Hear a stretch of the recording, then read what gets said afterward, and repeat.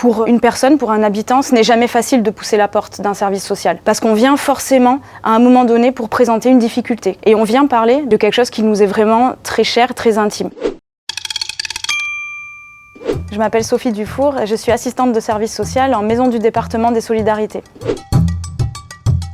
On accueille et on accompagne les habitants du secteur sur lequel on intervient sur toutes les questions qui touchent à la vie quotidienne. Donc ça peut aller du logement à la santé, en passant par le budget, la vie de famille. Ça peut aller des enfants aux personnes âgées, aux personnes qui travaillent, celles qui ne travaillent pas, des personnes en situation de handicap. Quelle que soit la demande, je dirais une des constantes, c'est évidemment la question de la bienveillance, en garantissant un cadre de confidentialité. Et ça, c'est aussi ce qui permet aux personnes, à un moment donné, d'être plus en confiance pour pouvoir dérouler ce qui est compliqué pour elles dans leur quotidien. Ce que je trouve très riche dans le métier d'assistant de service social, c'est un peu de socio, un peu de psycho, un peu d'éco, un peu d'histoire, un peu de tous les domaines en fait.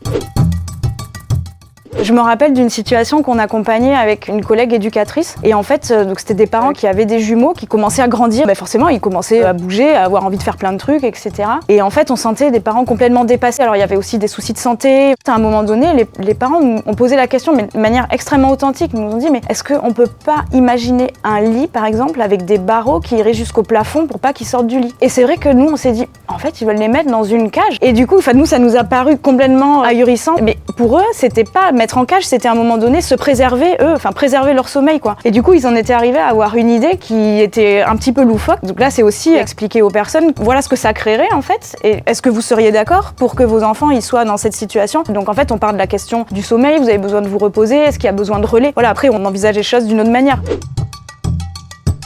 C'est un secteur qui demande beaucoup d'engagement auprès des habitants, mais vraiment le point fort, c'est le travail en équipe. Le fait que on est soudés, des équipes pluridisciplinaires avec tout un accueil médico-social. On a des collègues qui sont éducateurs spécialisés, conseillers en économie sociale familiale, chargés d'insertion, nos responsables, toute l'équipe de PMI aussi qui est à nos côtés. Évidemment, ça tombe un peu sous le sens. Je pense qu'il faut aimer être au contact des personnes. Il faut apprécier être dans la relation avec l'autre, ne pas se sentir effrayé par les histoires intimes que les personnes vont nous raconter. Je trouve qu'en effet, c'est important de trouver cette juste présence auprès des personnes. Ça veut dire qu'on donne aussi un petit peu de soi. On est dans la relation et que ces rencontres, moi, je les trouve formidables.